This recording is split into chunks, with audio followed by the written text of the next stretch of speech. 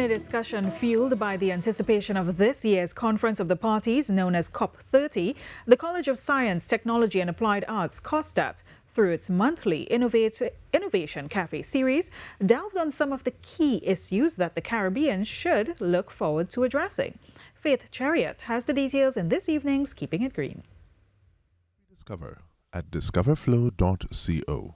Flow, inspired by you.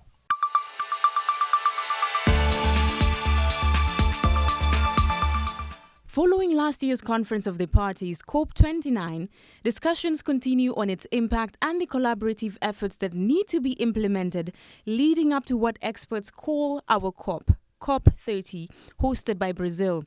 Loss and damage expert at climate analytics Sasha Jatan Singh emphasizes on this as the small island developing states seeds prepare for negotiations.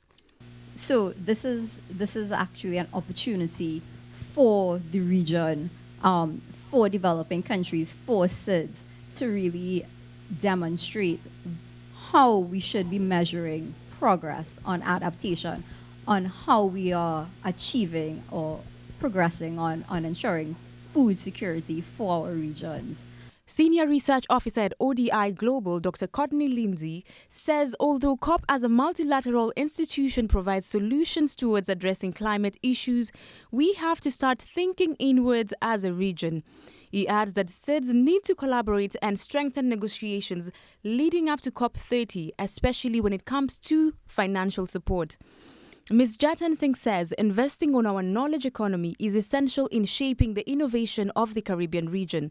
It's quite important for us to start looking at how do we challenge the sort of knowledge injustices that we face and we may not even know it, because that would really enable us to have more equitable knowledge creation and have more inclusive and evidence-based climate change policies. President of COSTAATT, Dr. Keith Nass, adds that there's a lot more that developing islands need to do to address climate crisis. We should be allocating a certain percentage of our budgets, annual budgets, to climate action. Right? So that would be our means of climate financing. And dedicate it, have it as a budget line. And we can also facilitate through things like government procurement to encourage both public and private sector to also invest in climate action and climate finance. The effort of promoting climate action does not only lie with experts and COP only. Dr. Nass says that climate action needs climate research, an effort that should be collaborative throughout the Caribbean region. We need to know what we're about, what are the critical issues coming down the pipeline, and how do we prepare for it.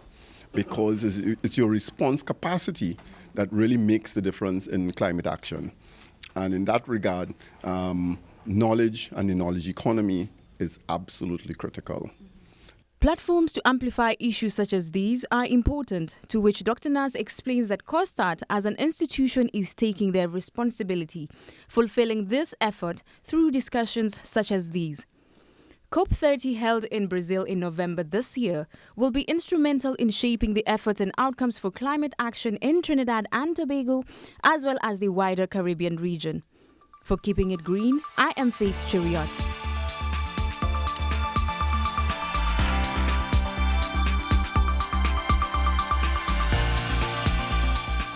Rediscover at discoverflow.co. Flow, inspired by you.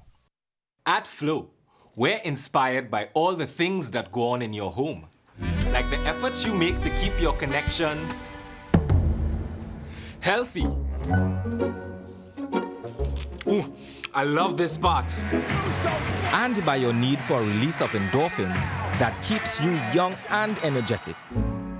And by the couch potato in your home who hates to move more than an inch. So we gave you a remote that you can speak to. House of the Dragon. We were even inspired by this. Mom, the Wi-Fi's down! Never mind!